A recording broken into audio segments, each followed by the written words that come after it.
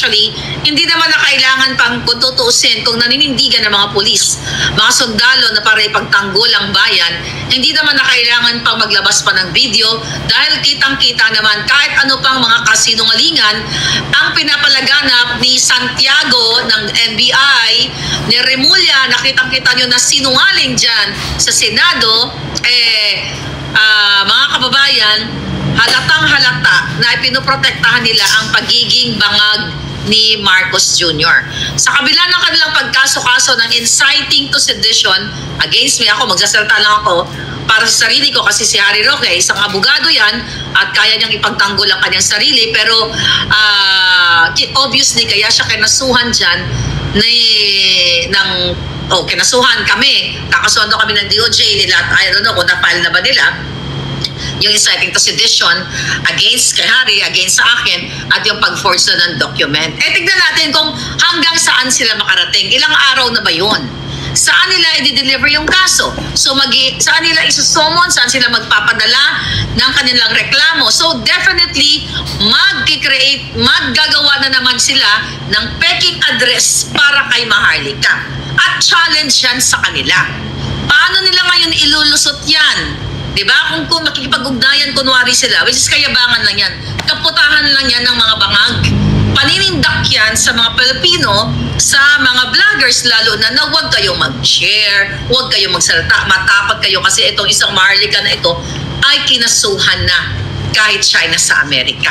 Alam nyo mga palangga, kahit sinong tao, kahit ang homeless sa Amerika, na kunyari ang pangalan ay John Doe, ay pwedeng kasuhan ng mga bangag sa Pilipinas.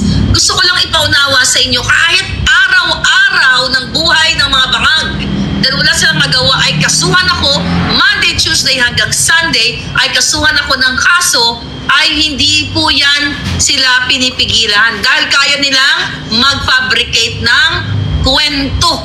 Kaya nilang mag-fabricate pati ng address. Ngayon ang question ko sa inyo, yan ba yung kaso-kaso na pananakot sa akin ng inciting to sedition? Yan ba ay uusad dito sa bansa kung saan ang aking pamilya, ang aking buhay ay nandito na? Tignan natin ating mga palangga. Okay, comment. Para lang kayo lumiwanag ang inyong kaisipan at tumalino kayo, kahit mag-google kayo dyan, mag-aral kayo ng batas, may mga abogado dito.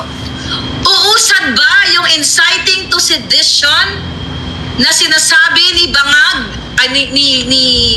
ng mga bangag laban kay Maharlika? Mga vovo, big no, sabi ni Lucky 88. Ito ay intimidation lamang, pananakot sa inyo, dahil po ang paglabas ko ng video na authenticated from other country and here in America is protected speech sa bansa kung nasaan ako. Definitely sa Pilipinas, kahit tama ka, mali ka pa rin kung sa bangag kang gobyerno na papaloob. Baka nga gurgurin ka pa kasi ang gusto talaga nila ay takutin kayo. Okay? Tatakutin kayo ng bonggang-bongga para hindi na kayo mag-share at magsalita ng laban sa mga bangag. Alright?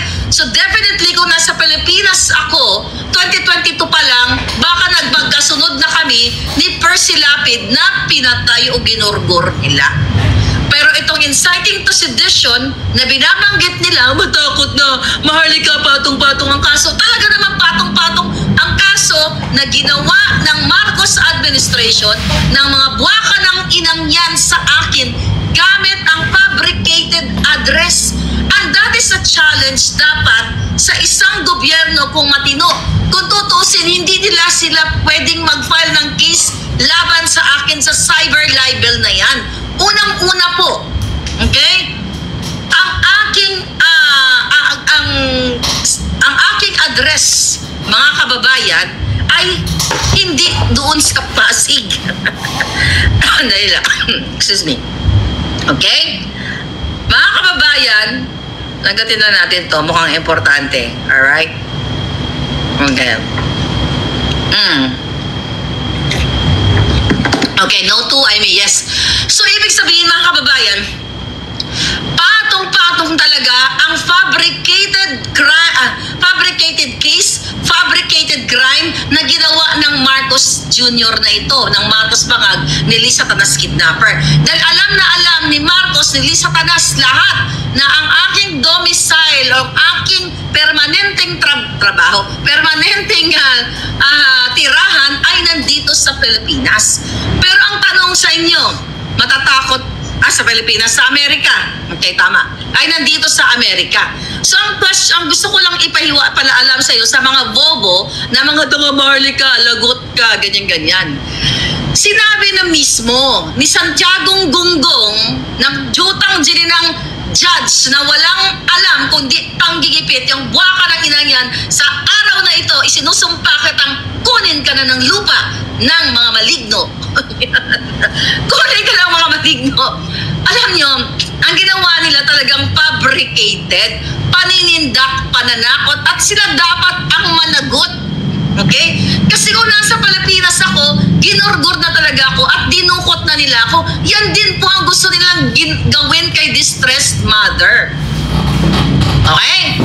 Kay distressed mother, kay Sheena, nung pinabricate nila yung crime, pinapauwi nila yan para ikulong, para gurgurin, dahil si distressed mother, si Sheena, na nakasama ko sa daig, di ba, ay isiniwalat na ang pag-kidnap sa kanyang anak ay sangkot kumbaga ang nag-mastermind si Lisa Tanas, si Teddy Boy Locsin Jr., ang asawa niya si Louis Barcelon, yung hi Louis, di ba? Ang DFA lahat nag-fabricate ng kanyang crime. So definitely si distressed mother ngayon ay nagkaroon ng asylum visa. Tignan ninyo. Lahat ng mga kritiko, lahat ng may alam sa pagdanakaw, sa korupsyon, sa kidnapping ng bangag na Marcos Jr. ay nag-asylum visa sa iba't ibang bahagi ng bansa. Di ba? Ngayon, mga kababayan,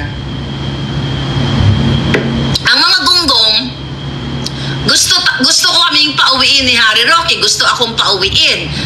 Alam niyo bang ibig sabihin ng pauwiin? Ibig sabihin pauwiin ka kung saan ka nakatira. Okay? Bakit ako pauuwiin? Wala po akong bahay sa Pilipinas. Wala akong pag-aari kahit isang single na paso. Wala. Bakit ako pauwi ng mga bangag? So simple lang yan, para ako ay gurgurin. Dahil galit na galit si Marcos Jr., si Lisa Tanas na addictus benedictus na nasasangkot din sa pulboronic issue dito sa California na kung saan ang kanilang isa sa entourage nila ay nagurgur dahil allegedly sa pagsisinghot nila ng pulboron, and that's still under investigation. Nakita niyo yung pattern?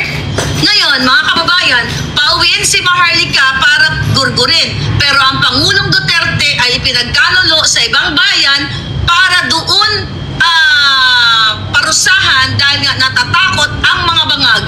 Kasi pag nasa Pilipinas ay hindi sila uubra kay Pangulong Duterte dahil nga ito ay abogado. Hindi nila ito basta-basta mapakulong unless na kanila talagang puwersahang ipagurgor. Siyempre, ang dami namang nagmamahal kay Pangulong Duterte, mga dating sundalo na nagpoprotekta sa kanya at mayroon din siyang kakayahan bilang dating politiko, mayor, di ba? At presidente, kayang lumaban ni Pangulong Duterte. Eh si Maharlika, ano ang laban ko kapag nasa Pilipinas ako? Meron ba ako mga sundalong brusko? Wala. Okay? So ibig sabihin, kaya gusto akong dukutin ng mga hayop na yan dahil sinabi na rin mismo ni Santiago Julul na gagawa sila ng paraan, i-hunt daw nila ako kahit saan man ako at pababalikin sa Pilipinas. Nakita ninyo ang larawan ng pang-aabuso at pagiging kidnapper nila. Wala po silang jurisdiction sa akin. Dahil unang-una, okay, katulad ng binabato nyo kay Kitty Duterte na siya ay Amerikana, di ba? Which is ipinanganak siya dito sa Amerika dahil talaga naman dito siya ipinanganak. Ang nanay niya ay nurse din na bonggang-bongga. Eh alangan naman buntis si Miss Hanilet, kailangan umuwi ako sa Pilipinas para doon ko ipanganak yung anak ko, di ba? May mga ganun silang drama. Yan ang mga sinisira nila kay, pambabato nila kay Kitty. Pero mga tanga lang naman na nagbabato yan. It's the same thing with me. Pero si Kitty is a natural born. Ako is a naturalized. Diba? So ngayon, kahit nagiging mukha ng tanga talaga itong si Bangag at si itong NBI, ang DOJ lahat, ipinipilit nila, isinisiksik nila sa isipan ng mamamayang Pilipino na mayroon silang jurisdiction sa isang Maharlika. Ulitin ko po ang pagpapalabas ng video na nagsisinghot si Bangag. Sumisinghot ng white powdery substance o pulburon ay hindi po inciting to sedition kung ito ay authenticated. Magiging inciting lamang yan kung yun ay fabricated or AI na katulad ng kiniklaim ng mga Bangag. Pero hindi po yan AI, hindi rin yan hindi din yan manipulated katulad ng sinasabi nila. Kaya nga ang challenge dito kay Bangag, bakit ang kaso niya ay inciting to sedition? Yun po, yung kaso na yan, dyan lang nila talaga pwedeng ma-file sa Pilipinas, but not in America. Tanda nyo? Ang pwede lang i-file ni Bangag, which is I am waiting for that, ang defamation case na sasabihin ito ay kasinungalingan, itong video na ito ay hindi totoo. Yan lang po ang pwede nilang i-file dito sa Amerika, katulad ng 4 na case na pinal nila sa akin. 1 case dismissed, yung isa. Yun lang ang pwede nilang i-file dito sa Amerika, and I am waiting for that. Sa mga media, dapat yan ang ilagay nyo sa mga ano ninyo, sa mga balitan. Kaso nagiging bobo na kayong lahat. O may natira lang konti. Wala ba kayong mga utak? Dapat yan ang ini-educate nyo ang nakikinig sa inyo bilang isang tagapamahayag, di ba? Bilang isang journalist, kayo ay tagapaghatid ng balita, di ba? Taga-educate ng mga mamamayang mga Bangag dito, pero hindi nyo ini-educate. Dahil sabi nyo, inciting to sedition. Maharlika, nahaharap sa inciting to sedition. Again, kahit 100, 1 million, 1 billion, 1 trillion, inciting to sedition case ay pwede pong gawin ng Bangag na gobyerno laban kay Maharlika at sa marami pang iba. Pero ang tanong, yan po ba ay pwede nilang gawin dito sa Amerika, ang inciting to sedition? Definitely 1 trillion, trillion times na hindi pwede yang kaputahan, kajotahan ang kanilang mga kabangagan dahil wala po silang jurisdiction sa akin. Okay? Yan ang hindi ipinapaliwanag ng media. Kasi ang inciting to sedition, yun lamang yung mga gumurgor, mga heinous crime, mga terorismo, yun lang ang applicable. Yung pagsiwalat ko sa video ni Bangag, ito po ay protected speech ang tawag dyan. Kalayaan ng isang tao, kalayaan ng isang tao na sabihin sa publiko, kasi ito ang usapin ay tungkol sa mamamayang Pilipino, sa mamamayan, dahil ang presidente ay isang Bangag. Dahil ang sinasabi ko nga sa inyo, pag sinabi mong inciting to sedition, ay nag-encourage ka ng mga Pilipino na, sige, halina kayo, puntahan nyo na at anuhin nyo, ganito, ganyan, ganon. Yan po ang inciting. Pero ang sinasabi ko lagi, mga polis, mga brusko, ano pang ginagawa ninyo? Mag-speak up day na kayo, peacefully. Yan ang sinasabi ni Maharlika. Pero kung ginurgur nila si Bangag, okay, kontrolado ko ba yun? Kunyari, may isang pulis o may isang PSG, kasi yun ang nakaano ko sa panaginip ko, na may nag-seal po sa julo nila, di ba? Kasalanan ba ni Maharlika yun? Hindi. Kasi personal yon na desisyon ng isang PSG kung pasasabugin niya ang lubi. Ang lubi. Ang coconut nut with a coconut nut with a white powdery substance. It's not my fault. Ngayon na sinabi, ang nilabas natin mga palangga ay isang awareness sa taong bayan, ay isang impormasyon na napakahalaga na kailangan maintindihan ng mamamayang Pilipino na ang inyong presidente ay Bangag na Bangag. Yan ang katotohanan. Kaya naman galit na galit sila kay Maharlika. Imagine nyo, ang NBI, DOJ, lahat ng mga sangay ng gobyerno ngayon, wala na silang ginagawa, kundi talaga magipit ng vlogger. Pero tignan mo, ang kidnapping, wala silang ganong atensyon, kaya maraming nakikidnap. Si Michael Mann, ang laging kasama ni Lisa Tanas, namamayagpag sila sa smuggling, dahil yan ay pinangalanan at hindi tinuloy ang hearing patungkol sa smuggling smuggling involvement niya. Sa halip ay inappoint pa ni Marcos Jr. bilang special envoy to China nang walang dokumento. Yan ay impeachable. At kung sino man dapat ang kasuhan dito sa panggagago sa Pilipino tanggalin sa pwesto ay ang bangag na gobyerno na si Marcos Jr., hindi si Maharlika. Alright? Ngayon, mga kababayan, ngawa na ngawa pa rin ang mga bangag. Gigil na gigil kasi sila. Gigil na gigil kasi sila, mga kababayan, ang DOJ na mga sinungaling na nakipagsabwatan para kidnapin ang Pangulong Duterte.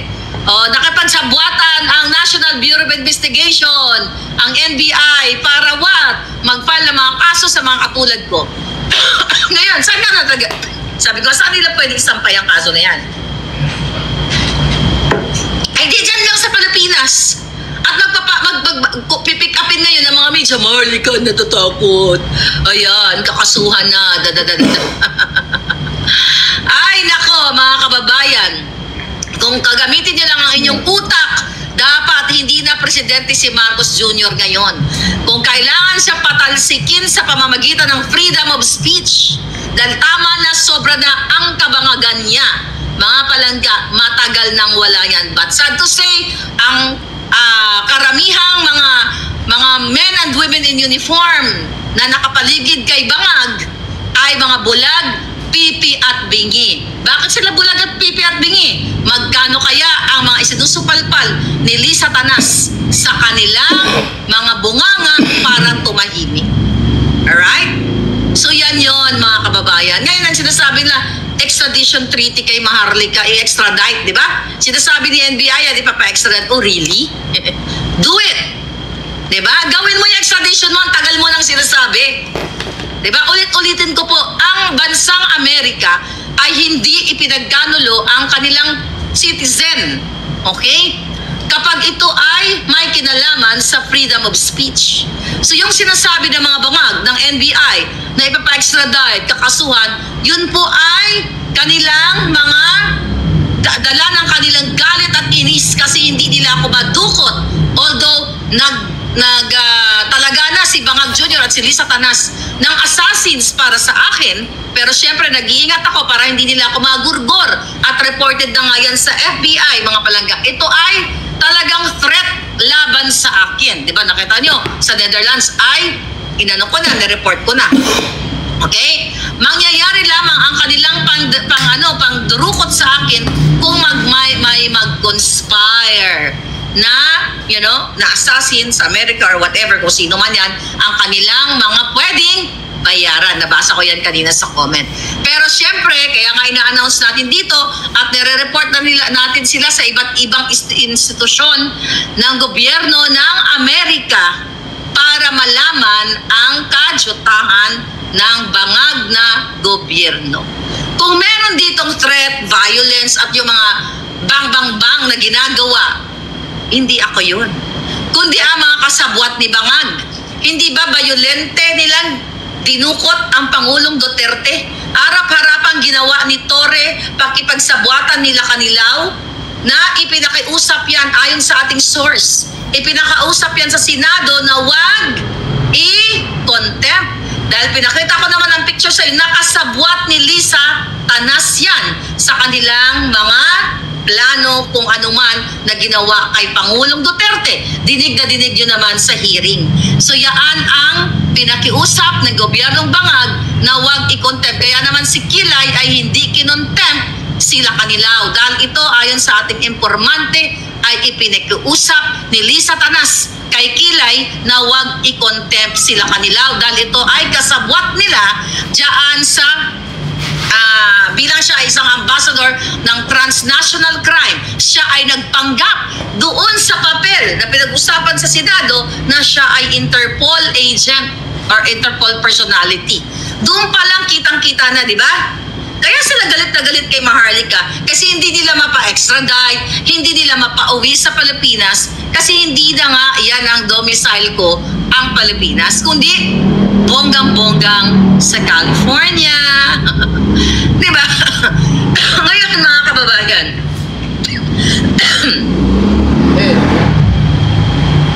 water please, darling. Ngayon, ano ang challenge ngayon sa mga bangag? Okay? Pwede sila talaga magsampal. Kahit ilang kaso, mali-mali pa yung mga nila, pinagsusulat yan. Kahit talaga anong kaso, mga palangga, kung magtanim sila, lahat pagtagagawa ng kaso sila Satanas, kasi yun talaga ang purpose nila na pagdating ko sa airport, ay dadamputin nila ako. Okay, bigyan ka ng clue, NBI. Meron akong scheduled na cruise, merong stopover sa Pilipinas. Abangan mo ko, magkita tayo. So ayan na, may schedule ako na cruise, parating na, at dadaan ako sa Pilipinas. Alright? So abangan niyo ako dyan, mga buwaka ng ina ninyo. Okay?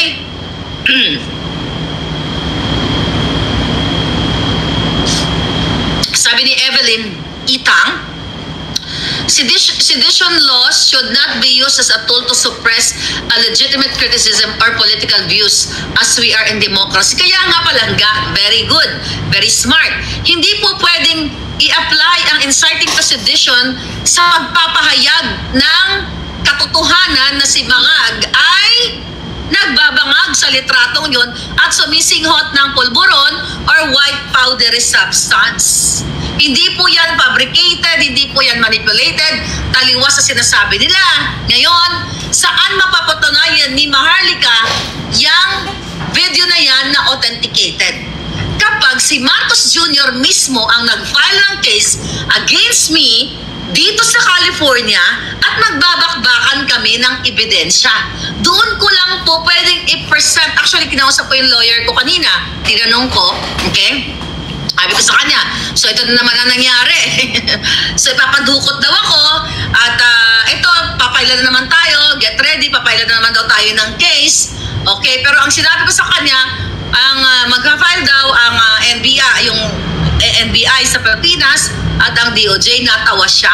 Ang sabi niya sa akin, ang pwede lang mag-file sa iyo ng kaso ng defamation na yan ay ang mismong nagsasabi na siya ay na-defame. So sino yon? Si Marcos Jr. Hindi si yung NBI na Julul. Nakukunin ka na ng lupa, konti na lang pag ako na naginip at kinuha ka ng lupa. Yari ka. Yun po ang sabi ng lawyer ko. So nag-consult tayo, tapos sabi ko, ayan, kakasuhan naman daw nila ako ng inciting to sedition. So alam na kasi niya kung ano tong mga issue na to. Natatawa na lang siya. Sabi niya sa akin, are you going back home? Are you going back to the Philippines? Sabi niya. Sabi ko, no. Hell no. Sabi niya, so don't worry about it. Sabi niya ganun, huwag ka mag-alala. Sabi niya, kung mag-suicidal ka, pupunta ka sa Pilipinas, sabi niya, yun ang malaking trouble. But sabi niya, kung hindi ka naman pupunta doon, dahil alam naman, tsaka kilala naman sa mundo, na very corrupt talaga yung judicial system, lahat nababayaran. Sabi nga ng lawyer ko. Actually, this is another lawyer. Hindi siya yung may hawak ng case. Marami akong lawyer. Akala niyo kayo lang may lawyer. Sabi niya sa akin, sabi niya, don't worry about it. Sabi niya na gano'n, sabi niya sa akin, wala sa history ng Amerika na ipinagkakanulo nila yung kanilang citizen, lalo na pag ito ay usapin sa protected speech. Sabi niya, don't worry unless na you're going back to the Philippines. Sabi ko, hell no. Okay? So yun ang gusto kong malaman ninyo, mga kababayan. So pwedeng mag-file ng case, si NBI Santiago Julul. Pwedeng mag-file ng case kahit trillion cases pa yan. Ginawa na po nila yan eh. Ginawa na ni Anthony Taberna na nag-fabricate ng address sa akin. Ginawa na ni Quinones, ginawa na ni Ko, ewan ko lang si Langka, di ba? Si Robles, di ba? Ginawa na nila yon. Ha? Bago pa kayo ng bago. Maharlika, ngiwi. Ngayon, nanibago lang kayo. Hindi po ngayon lang hindi lang ngayong linggo o nakarang linggo nagsabi sila, napapailan ako ng case. Yes, tambak po ang kaso ni Maharlika dyan sa Pilipinas dahil gumawa ng peking address silang mga bangag para maisakatuparan nila ang paglapastangan o pag-abuso ng judicial process sa Pilipinas. Pero ang tanong, pagdating po sa Amerika dito ay nilalabanan po sila. Ulitin ko po, 4 na kaso, 1 dismissed with prejudice. Ang 3 ay nilalabanan pa natin. So pag nagkataon, pag nag-file si bangag, pang-5 na, haharapin ko siya dito sa Korte ng California. Kasi hindi po ako syunga katulad nila. Umuwi ka dito. Hoy! NBI Director Jolol. Okay? Uuwi ka dito. Nakakaloka. Nakakaloka talaga. Alright. Kaya galit na galit itong mga tawag dito, itong mga trolls nila at yung mga binabayaran nila. Imagine mo, gumagastos si Lisa Tanas, si Bangag Jr. magbayad ng trolls. Milyon piso. Maliban pa sa kaso sa mga trolls to attack me. Diba? Sino talaga nagpakalat ng mga fake news against me? Ako ba epektado? Hell no. Why? Kasi smart naman yung mga tao eh. Smart naman kayo eh. Hindi naman kayo nagpapaniwala sa mga kasinungalingan nila. Pero bakit sila galit na galit kay Maharlika? Kasi milyon-milyong Pilipino ang nagigising sa mga expose ko simula sa smuggling ni Lisa Tanas, sa smuggling ni Bangag, sa kanilang bribery, sa pagnanakaw, sa pangingidnap, daw yung mga ransom-ransom na nangyayari dyan sa Pilipinas. Ang mga krimen talagang sobrang talamak na. At now, ano ang nag-i-impact sa mga pasabog ni Maharlika? Eh di, bagsak na trust rating at approval rating. Inciting to sedition ba yan? Hindi po yan inciting to sedition. Ang ibig sabihin yan, ang mga Pilipino dahil matalino, alright, nagising sila, naniwala sila, nakinig sila sa kay Maharlika. Excuse me, ang mga naniniwala sa akin, hindi mga dugyot. Katulad ng mga follower ni Bangag o mga adiktos na katulad nila. Lawyers, doctors, engineers. Name it. Hindi mga dugyot na tagutom na nanglilimahid at nagpapabayad kay Bangag. Hindi ang mga nakikinig sa akin, hindi yung mga walang alam dahil sunog na yung utak nila. Kaya po galit na galit ang Marcos Bangag administration. Gusto ko ipadukot lahat, ipa-assassinate, lahat na po yan. At hindi ko naman sila, hindi ko talaga tatantanan. Kasi akala nila, nung first case pa lang ni Taberna, na nagawa si Taberna ng peking address, ay mananahimik na ako at matatakot na. Pero nagkamali sila. And now, the Vice President, di ba, nag-speak up na. At isa din sa tinatarget nila. Okay? Sabi ni Ann Kerr, nakakatakot sa Pilipinas ang daming crime. Talaga naman, there's no point para magbakasyon kayo sa Pilipinas sa panahon ngayon. Ang tanimbala, kung magbakasyon kayo, doon na lang kayo sa Netherlands. Sa Dahig kayo pumunta, mga palangga. Kaya ako, mga kababayan, hindi ako natatakot o nasisinda sa mga balita na binabalita ng mainstream media na kaso ni Maharlika, patong-patong na hindi po yan nakakatakot. Matagal ko nang alam na patong-patong talaga ang pinabricate nilang crime laban sa akin. Okay? Ngayon, the ultimate solution nila para manahimik si Maharlika ay i-extradite daw ako. Eh wala nga, sabi nga ng lawyer ko, that's impossible. Hindi ka naman dumurgor ng tao, hindi ka naman nag-terrorize or something, anong ginawa mo? At yun ay protected speech. Ang tanong nga niya sa akin sabi niya, yun bang video na inano mo, na sinend mo? Sabi niya, yun ba ay totoo? Ganyan. Of course, darling. Sabi ko na gano'n, authenticated yun. Dalawa pang bansa ang nag-authenticate. Then there's nothing to worry. If they will file a case, then let's answer it. Diba? Katulad ng ginagawa sa'yo ngayon. Doon mo may present itong authentication na ito. O diba? Kaya nga sabi ko nga sa'yo, Bangag, ang tagal naman. Mag-file ka na ng kaso sa California. Di ba papunta-punta si Lisa Tanas dito? Mag-file na kayong dalawa sa kadyutahan ninyo. O, asa na ba si Lisa Tanas ngayon? Sa debut ni Minda Diaz, inciting to snortation. Inciting to addiction or to inciting to singotition. Pwede din singotition, no? Or singotition, whatever. Ngayon, ayan, mamaya na may mga tumatawag sa atin. Mga palangga, okay, challenge talaga sa mga bangag na yan. saan nila isisend yung subpoena? Sabi ko nga kanina. Okay? Saan nila isisend yung warrant of arrest? Sabi kasi ng mga tanga, naku Marlica, matakot ka na dahil may warrant of arrest. Mga syunga, 2022 pa lang may warrant of arrest na ako sa fabricated crime na ginawa ni Taberna, yung buwaka ng inang yan. Yaan, dapat in-expel na yan sa kanyang grupo. In-expel na yan dahil yun ang manawagan niya ako. Matagal na ako nanawagan. In-expel dapat yan dahil gumawa siya ng peking address sa kapagsabuatan kay Lisa. May warrant of arrest po ako dyan din. Hindi ko na alam kung 2023. Noong 2024, ilang warrant of arrest yan? Ang dami! Hawak ko nga yung mga kopya ng warrant of arrest nila na ginagamit ko. Ginagamit ko sa akin mga kaso dito, mga palangga. So yan. Okay? Na-forward na natin lahat. Sa FBI, na i-forward na natin yung mga warrant of arrest nila.